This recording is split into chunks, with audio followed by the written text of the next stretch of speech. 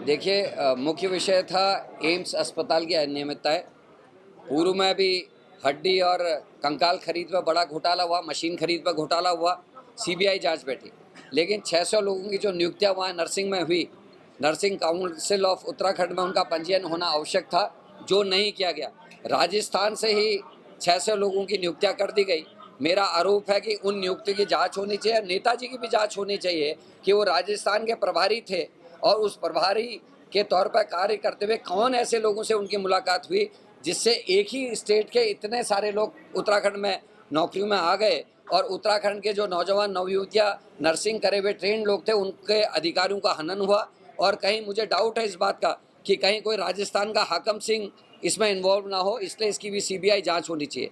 दूसरा, उत्तराखंड में law and order की स्थिति दिन प्रतिदिन खराब हो रही, चाहे वो बिपिन रावत का केस हो, अंकिता भंडारी मर्डर केस हो, ममता मर्डर केस हो, पिंकी मर्डर केस हो, जगदीश आर्या मर्डर केस हो, बलेडा का कांड हो।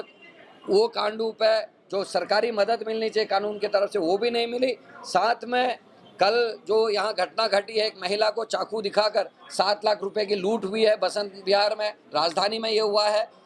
हरिद्वार में एक लड़के ने को फांसी में लटका हुआ पाया गया, उसकी हत्या हुई या उसने खुद सुसाइड किया। ये ऐसे केसेस हो रहे हैं और अस्पतालों की में भी बड़ी स्थिति दयनीय है। अभी आप ही के बीच के एक साथी बता रहे हैं कि जौनसार से कोई लड़की आई और दून अस्पताल में देख रेख की कमी या अटेंडेंस उसको ठीक से नहीं किया गया, उसकी मृत्यु हो गई। 17-18 साल की लड़की है।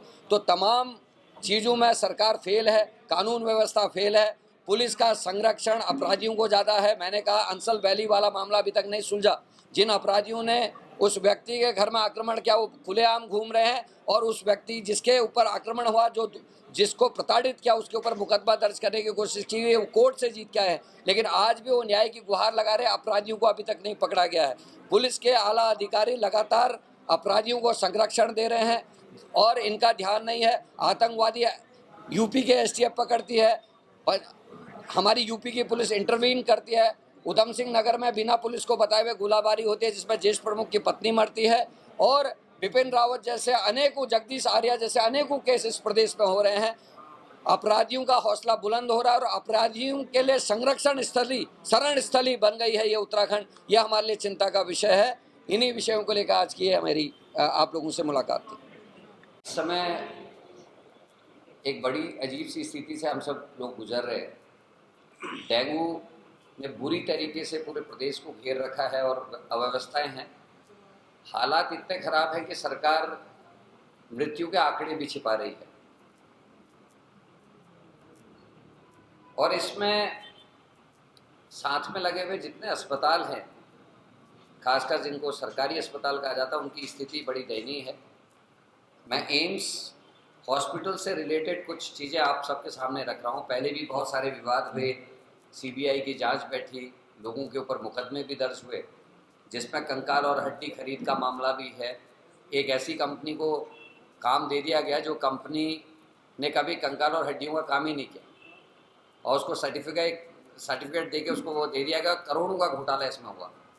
रोड सफाई मशीन की खरीद में एक ऐसी कंपनी से मशीन खरीद ली जिसने एक पुरानी मशीन को दुगने दामों में बेचा और जिसमें वहाँ के कुछ अधिकारी कर्मचारी भी इन्वॉल्व पाए गए, कंपनी के जो मालिक हैं वो भी इन्वॉल्व पाए गए।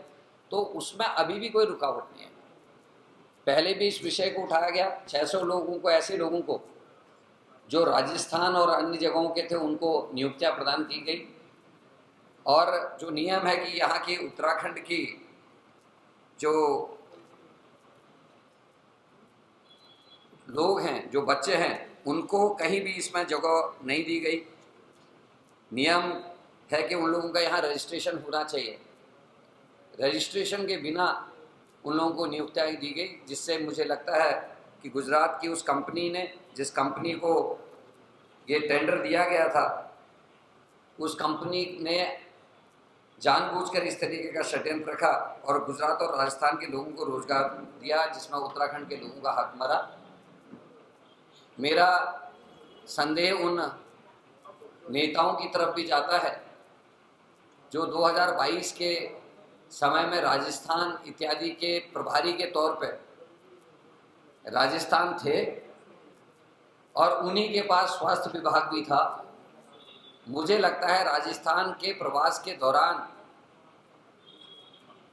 जिन लोगों से उनके संबंध बने, उनके माध्यम से ये 600 नियुक्तियां एम्स में की गई, इसकी भी सीबीआई जांच होनी चाहिए, क्योंकि एक ही परिवार के 6 लोगों को भी इस 600 लोगों में नौकरी मिली। तो उन नेताजी का जिनके पास स्वास्थ्य विभाग है और उनके किन लोगों से संबंध राजस्थान में बने, कहीं कोई राजस्थान का हाकम सिंह इसमें इन्वॉल्व तो नहीं है, इन सब चीज़ों की भी जांच होना नितांत आवश्यक है। ये जो कंपनी जिसको इस समय वहाँ का काम दिया जा रहा है, ये एक ब्लैक लिस्टेड कंपनी है, राजदीप इंटरप्राइजेस, गांधी नगर गुजरात की ये फर्म है। और ये राजदीप इंटरप्राइजेस जो कंपनी है, ये म्यूनिसिपल कॉरपोरेशन द्वारा संचालित एक हॉस्पिटल है। वहाँ से भी इसको पैसों की अनियमितता और नर्सिंग स्टाफ की सैलरी ना देने के कारण ब्लैकलिस्टेड किया गया, जिसमें हाई कोर्ट में भी अपील हुई और हाई कोर्ट ने भी इनको ब्लैकलिस्टेड माना। और ये माना जाता है कि जो ये कंपनी है, इसको इसलिए जाना जाता है कि पीएफ और इत्यादि के मामलों में बहुत बड़ा फ्रॉड हमेशा करते रही है। कंपनी में काम करने वाले लोगों के साथ ये बहुत बड़ा छलावा है।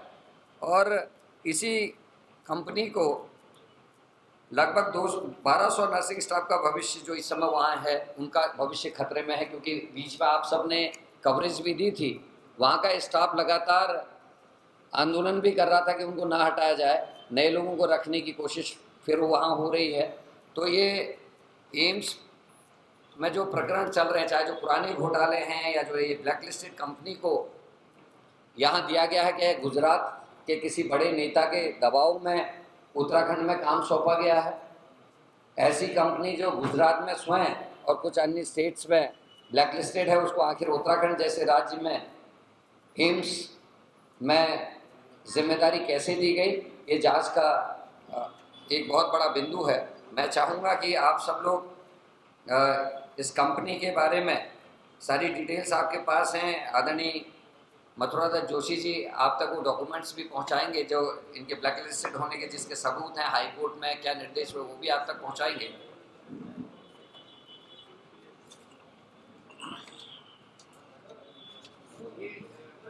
जी,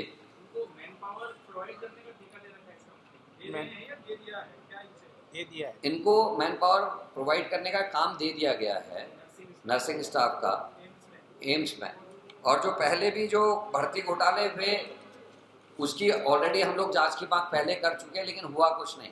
मैं तो साफ साफ कह रहा हूँ कि जो राजस्थान में कुछ इलाके के प्रभारी के तौर पे गए थे, उन्हीं के पास ये विभाग है, और कहीं कोई राजस्थान का हाकम सिंह इन्वॉल्व तो नहीं है। ये इस बात की, इस प्रकरण की जांच आवश्यक है। ये मेरे ख्याल से देखा जाना चाहिए और इसकी जांच भी होनी चाहिए।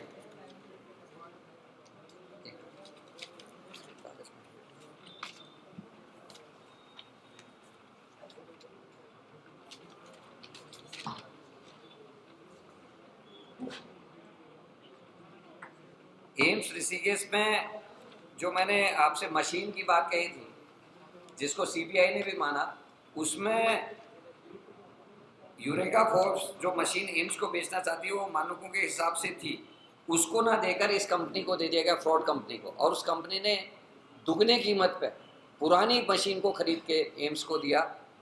उसके अलावा नर कंकाल और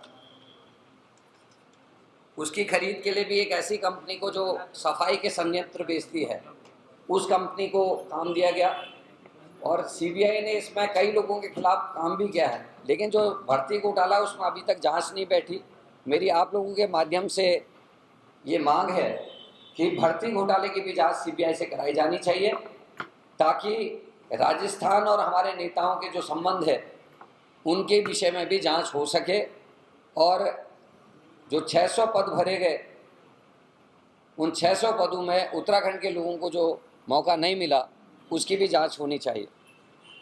सर 80% के लिए तो दूसरा विषय जो बहुत ही महत्वपूर्ण है, आज आपके समाचार पत्रों के माध्यम से भी पता चला और पिछले कई लंबे समय से लॉ एंड ऑर्डर पे हम लोग बात कर रहे थे। आप लोगों ने को धन्यवाद देना चाहता हूँ। उत्तरकाशी जनपद की वो 4 बहनों की कहानी आप लोगों ने अच्छे से दिखाई, लेकिन सरकार ने कल के दिन तक भी कोई कार्रवाई उसमें नहीं करी। उनको अभी तक मुआवजा नहीं मिला, जो कानूनी उनका अधिकार है वो नहीं मिला।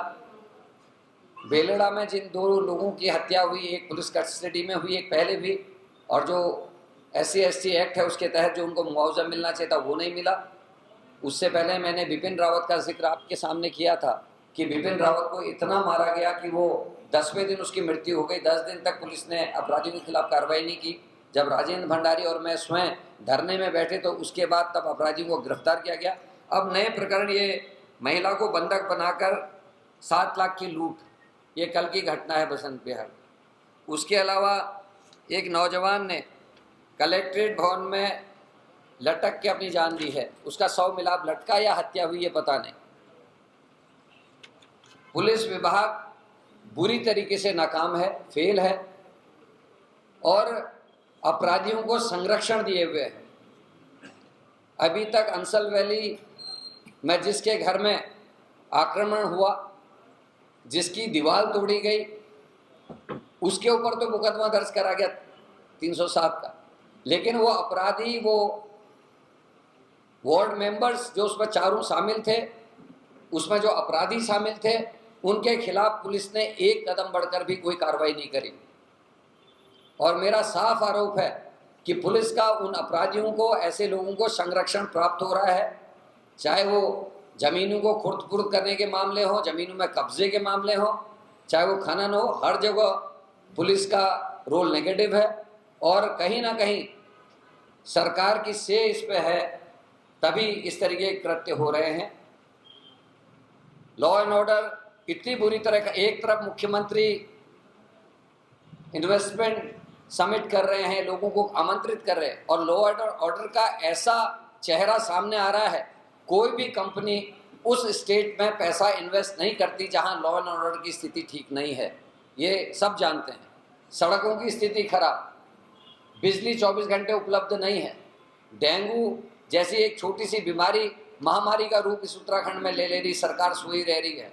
आपदा से निपटने में सरकार फेल है। 17 लोग करंट से मरते हैं, 23 लोग पानी में बह जाते हैं, चट्टान गिरने से 40 से ज़्यादा लोग सड़कों में मर जाते हैं, 3 महीने से ज़्यादा, 400 से ज़्यादा सड़कें इस प्रदेश में बंद रहती हैं। तो कौन इंडस्ट्री यहाँ पैसा इन्वेस्ट करने आएगी? यह हमारे लिए चिंता का विषय है। जब तक लॉ एंड ऑर्डर ठीक नहीं होगा, जब तक सड़कों की दशा ठीक नहीं होगी, बिजली पर्याप्त मात्रा में लोगों को उपलब्ध नहीं होगी और काम करने का माहौल हमारे प्रदेश में नहीं होगा, तब तक इंडस्ट्रीज यहाँ नहीं आएगी, खाली करार होंगे।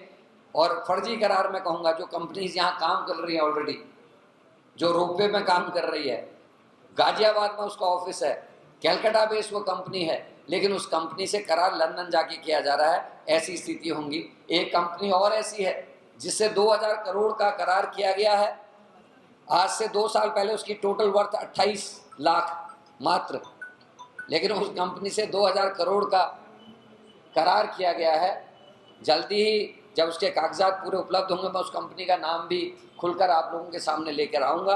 तो ये जो आंकड़ेबाजी का खेल सरकार कर रही है, मुझे लगता है कि अपने जो दाग है उनको छिपाने की कोशिश है। चाहे वो पटवारी पेपर लीक है, चाहे वो SSSC भर्ती घोटाला है, चाहे केदारनाथ है, चाहे अंकिता भंडारी मर्डर केस है, चाहे लॉ एंड ऑर्डर के जो मामले हैं, उन सब को ढकने का ये मेकअप मैं कहूँगा सरकार कर रही है, ताकि पोत पात के जो है इन्वेस्टमेंट मीट के नाम पर पुरानी चीज़ों पर चर्चाएँ खत्म हो जाएं। लेकिन इससे राज्य का भला होने वाला नहीं है। आप लोगों के कुछ प्रश्न हैं तो आमंत्रित करता हूँ। इसको जिन राज्यों में भारतीय जनता पार्टी की सरकार है, वहाँ काम दिलवाए जा रहे हैं। प्रेशर किसका है, इस बात को बहुत अच्छी तरीके से समझा जा सकता है। ये केवल उत्तराखंड की बात नहीं है, जहाँ जहाँ भी भारतीय जनता पार्टी की सरकार राज्यों में है, उन राज्यों में अगर आप जांच कर लें बारीकी से, तो मैक्सिमम काम गुजरात से रिलेटेड कंपनियों को दिए जा रहे हैं। और मैकेंजी ग्रुप के बारे में पिछली बार भी जब मैंने प्रेस की थी, आप लोगों ने छापा दिया, आपको धन्यवाद। मैकेंजी पर आज तक सरकार और सरकार के जो प्रवक्ता हैं या जो उनकी पार्टी के प्रवक्ता हैं एक शब्द नहीं बोल रहे। बताए ना 2.5 लाख रुपया प्रत्येक दिन के हिसाब से क्यों कंपनी को भुगतान किया जा रहा है, जबकि 9 महीने में एक कदम भी वो कंपनी आगे नहीं बढ़ी है। डाउटफुल कंपनी है, कई देशों में ब्लैकलिस्टेड कंपनी है। ऐसी कंपनी को एक कर्ज से भरे हुए डूबे हुए राज्य में एक आर्थिक बोझ और क्यों 80 करोड़ 90 करोड़ रुपए या 100 करोड़ का करार उससे किया गया है। फिर इन समिट्स की क्या जरूरत है? जब आपने कंपनी से करार कर लिया कि वो इन्वेस्टमेंट लेके आएगी, तो फिर ये समिट करने के नाटक क्यों सरकार कर रही है? इस बात का जवाब दें। बीजेपी के प्रवक्ता और पार्टी और सरकार तीनों को मैं चैलेंज करता हूं कि जो त्रिवेंद्र रावत की सरकार के टाइम पे समिट दिखाया गया था, उस समय के समाचार पत्रों के समाचारों को, वर्तमान के समाचार पत्रों के समाचारों को, इलेक्ट्रॉनिक मीडिया में तब के दिखाए हुए विजुअल्स को और आज के विजुअल्स को मिला लीजिए, लगभग कॉपी पेस्ट है। केवल त्रिवेंद्र रावत की जगह पर धामी जी आ गए हैं, राजनाथ सिंह की जगह पर कोई और आ जाएगा, लेकिन बयान एक से हैं। लेकिन वो 7 लाख लोगों को रोजगार देने वाले जो कटआउट्स थे, जो उस तरीके के होर्डिंग्स लगे थे, उसमें वो कहाँ 7 लाख रोजगार गए, इसकी जानकारी चाहिए। अगर वो 7 लाख लोगों को रोजगार अगर मिला होता तो भारत देश के बेरोजगारी दर का जो आंकड़ा है, जो 4% का है, वो 7 दशमलव कुछ उत्तराखंड का नहीं पहुंच जाता। 1 साल के अंदर हम लोग दुगने बेरोजगारी दर तक हम पहुंच गए हैं। तो ये हम लोगों के लिए चिंता का विषय है और मैं चाहूंगा कि बीजेपी के लोग इस पर अपना साफ बयान दें, घुमा फिरा के बात ना करें। मैकेंजी पे वो बोले, गुजरात कैलकाटा बेस्ड कंपनी पे बोले, जो रोपवे पे मनसा देवी इत्यादि में पहले काम कर चुकी है, उस पर 1,000 करोड़ का करार उससे क्यों किया गया, इस पर वो अपना वक्तव्य दें। वो इस बार पे अपना वक्तव्य दें कि उत्तराखंड में बेरोजगारी दर देश की बेरोजगारी दर से दुगनी क्यों हो गई, इस बात का दें। और जो 7 लाख लोगों को रोजगार की बात त्रिवेंद्र रावत के टाइम पर होर्डिंग लगे थे, दे दिए गए हैं रोजगार का, उनके बारे में वो अपना पक्ष सामने रखें।